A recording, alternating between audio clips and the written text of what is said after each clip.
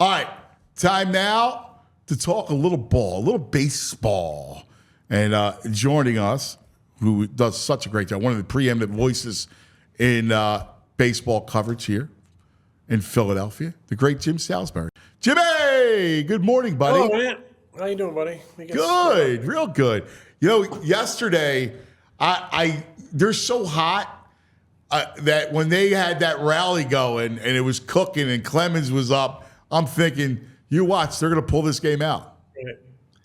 Yeah, I was sitting upstairs in the press box having kind of the same feeling, especially when Clemens came up. He's had this little knack for big hits lately since going up and down to Lehigh Valley. I thought he was going to short stroke one into the gap and make it really interesting. I mean, they brought the tying run to the plate. They're a good club, Anthony. And yesterday, you know, they just – it was one of those days offensively. And Bassett pitched good. But yeah, he's one that can get you – that can they keep don't you quit. off balance. What I'm trying to say is not only are they good, there's not a lot of quitting them. So they were in it right to the end. Yeah. No, it's funny watching, you know, like Bryce was getting angry. Like I love that. Like they just want to win every game. That's what's – listen, you can never predict, and you know this better than anybody, you can't predict what's going to happen in October. But the regular season can be just a ride of joy, right? It could be a fun ride when you look at it, and I think that's kind of where we're at. Yeah, I always say it that it's really special when your baseball team is good. It's special for an entire region because it's 6 months. It's every day. You don't have to follow it maniacally, kind of like we do, to enjoy it. It can be kind of in the background. It can be background noise, or maybe even a background soundtrack to your spring, your summer, your early fall, because it's there every day. It's just like it's like a neighbor. It's like an old friend. It's there every day. Some days you're jumping in. Some days it's in the background. But it's really special when the team is good because it gives everybody something to talk about. People are listening, at the beach and they're on vacation out of town and they're checking in on their hometown scores.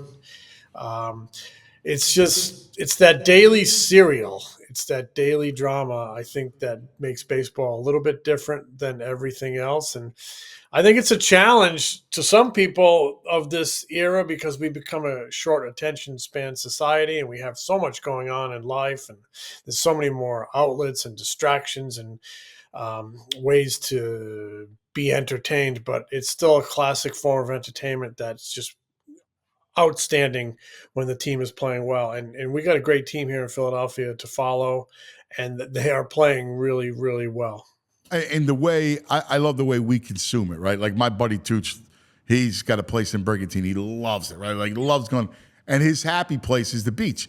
But he goes, you know what? Nothing better than leaving the beach and going and just relaxing, watching the Phillies, right? Yeah. Like he just loves going back to his house, put the Phillies on, have a beer. It's like late, like a Saturday 6:00 game. Like there's nothing better.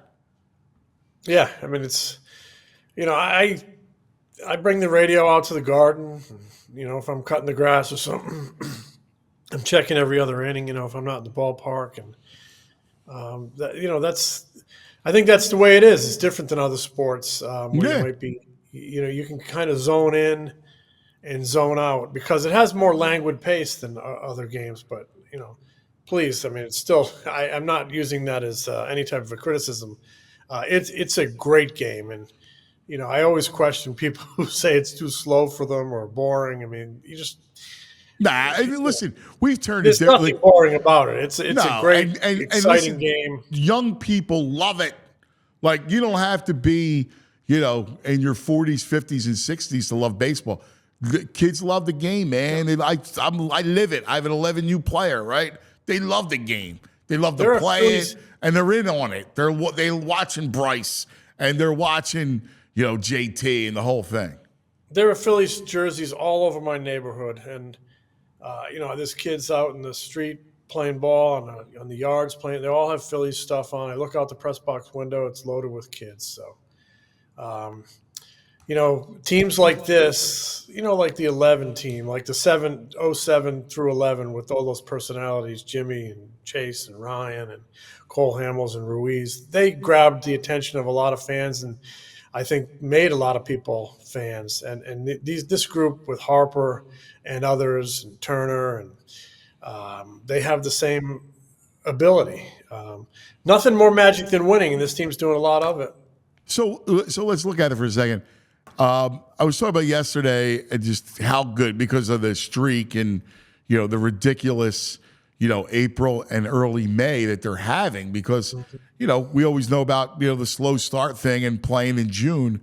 So how good are they? Let's start off with this. We would agree that 2011 was the best Phillies team in our lifetime.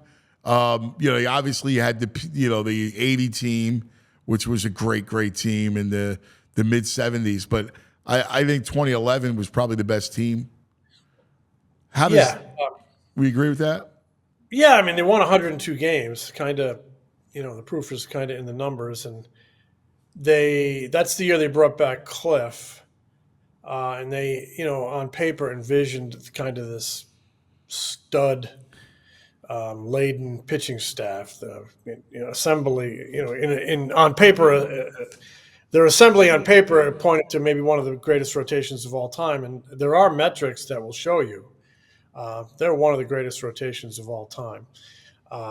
You had star power in the lineup that probably was encroaching on the end of its prime, but still really, really good.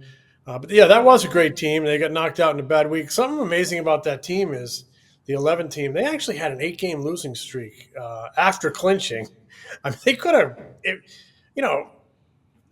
if they just lost 4 in a row, if they won, 3 more games, you're looking at, 105. It could have been 106 wins. But they were a great team that had great starting pitching. Much like this team has, I think, great starting pitching, at least over the first 5 or 6 weeks it has. But, I would caution that team did it over the course of 6 months. And baseball is a test of endurance. The landscape is loaded with teams that were good for 5 or 6 weeks. You have to do it for 6 months. And with this team's expectations and the stakes that it has made for itself, 6 months actually would mean 7 months. They're not going to be happy with 6 great months. They're only going to be happy winning the World Series. I mean, no, without a doubt. But one of the things that we love to do is sports fans and writers and media people is to compare and contrast and kind of put in context what we're seeing, right? So obviously that rotation was ridiculous. I mean, when you're dealing with Doc and Lee's your 2 and Hamels as your 3 is ridiculous. Then you had Oswalt and Blanton. But look at the lineups, right? If you look at the lineup, I think I can make the argument for this team over that team. Right now, you had Howard and Utley and Jimmy. But if you look at it, you have Bryce, right? So you have Bryce. Bohm at third is better than Polanco. JT behind the plate. You're talking about the best catcher in baseball. Yeah. And in the outfield, it's interesting because you had Ibanez, Hunter Pence, who was a disappointment here before going to the Giants, right? And then you have Victorino at center. It's an interesting, now no DH back then, but it's a different, when you look at the lineup, you look at the bats. I think I go bats with this team. I can see, this is a team with great offense, and we've seen it so far. Even with a couple of guys struggling, they've put up some really dynamic numbers. But, you're talking about Harper, 2-time MVP. You're talking about Trey Turner, batting champ, a dynamic player. I mean, Kyle Schwarber with what he brings to the table. I always go back to, they had a 10-year playoff drought. Kyle Schwarber shows up. They're in the playoffs 2 years in a row. It's an unorthodox leadoff man, but man, there's a lot of production there. This is and you got an ascending talent like Alec Bohm and Stott. It's a very good lineup that I think does. I'd have to really dig into it, but at first blush, I think it absolutely can measure up with that lineup of 2011. what I think I was want the you big to do that. I 2000 would love to see you kind of really dive into it, because when you do those dive pieces, they're fantastic. I think, starting pitching, that was a team built on starting pitching. Yes. And this could be a team that is built on starting pitching but has a dynamic offense as well. Could be more maybe multifaceted. We got in this conversation about Ranger Suarez and regression, right? Because we always talk about what the back of the baseball card is, right? And guys have down years or exceed, but normally at some point they're going to go back to what their back of the baseball card says, because that's baseball, right? But I would make the argument with Suarez that what you're seeing is real, because every spring there's been issues, right? Health, paperwork and the immigration stuff. And I think at 28, I see him being this is kind of who he is. I'm curious what your thoughts are. We had this argument internally. Yeah, I think there's a point in all good players' careers, all players who have talent, when, they get a combination of good health and experience, and they also confidence, where they believe they can do it. They've kind of been around long enough to believe they can do it, where it all kind of comes together for them. All of those qualities, experience, confidence, good health, and they're allowed to reach their full potential. He's had a lot of potential for a long time. We've seen flashes of brilliance at times, and now you're just seeing, I think, probably more consistently. He certainly has, him and Bohm really have the ability they're kind of similar in that you could see real breakout seasons for both of them. But, Ranger, I think, is third in the league in ERA right now, or fourth in the league in ERA. He's been dynamite. And I just think, he's such a pitcher. He just locates so well. He moves it in and out. He can get kind of cut it in on your hands. He can fade it away from you a little bit with a changeup. He believes he's good, but not in a cocky way. You can't assume you're going to be good, but you have to expect you're going to be good. And I think he's reached that point where he expects to be good every night, but he's not assuming it. He's putting in the work. And what we're watching is fun. It's fun to watch a player break out. I mean, we watched Wheeler break out here. Yes. Over the last few years. Yeah, that's a great point. The big story today brought to you by TrueMark Financial Credit Union. Check out TrueMark.com/PHLY to see the credit union difference. Jim Salsbury with us as we look at Phil. So you got the Marlins, and then you got the Mets for 4, right? Couple things that I want to get with you. One, people talk about, well, look who they played. They haven't played anybody. Yeah. And you go, okay. How do you look at, and we have a tendency to look at our teams in Philadelphia through a vacuum, right? That's normal in every town they do that. How do they stack up when you look at the Dodgers, who are just ridiculous, right? And you look at the Braves, who, how do you think they stack up and measure compared to those teams? Well, look, I think it's fair to say they haven't had a killer schedule. I mean, it's reality. They've played the White Sox, they've played the Pirates, they've played the Rockies, but you can only play one team a night, the team that's in that little box, and they've taken care of business against those teams. People are going to say it again this weekend. They go to the Marlins. The Marlins are like 10-29. They started the season with a 9-game winning streak, and quite frankly, winning is not the emphasis for that team. They took a major step forward last year, and they kind of tore it apart. But I still think they passed the eye test as a good team, because you look at the track records, you look at the performance, you look at the starting rotation, look at the work they're getting from the bullpen. I think the Dodgers are an absolute powerhouse. I mean, you got MVPs in Freeman, Ohtani, Betts. That's probably the best player in baseball. Will Smith. You got Muncy, who gives you power. The kid Page is a stud, right? Young outfielder who's got pop. You mentioned Smith. Will Smith's a hell of a catcher. They brought in Yamamoto and they brought in Glass. Now they're both pitching well. So the Dodgers are an absolute powerhouse. Offensively, the best team in baseball. Them and the Phillies are kind of neck and neck pitching. I think the Braves, I think the Phillies, I think the Dodgers are all kind of the top teams in the National League, and they're all going to converge in October. And we know what can happen in October. I mean, the Braves were two-time division champs. The Phillies got rid of them because the Phillies played better. The Phillies executed better. So when you get to October, it's about being hot. It's about executing. But I think we're looking at 3 teams that can get there. Who's the best team? I don't know. I think that Dodgers team is really scary, but I think the Phillies team is pretty darn good. Pretty darn good, even though they haven't played a killer schedule. It's going to toughen up on them. They're going to get some tests, but you can only pass the tests that are in front of you that night, and they've done a pretty good job there. How about Yamamoto? I mean, his stuff is ridiculous. Yeah. As far as the second time through the league, do you see anything? Is there any way? I mean, Glass now is unbelievable. His stuff is ridiculous. I'm curious about Yamamoto because pitching is going to be one of their things with the Dodgers. Like, can they match? Because if those 2 guys are real up top and stay healthy, they're going to be tough to beat.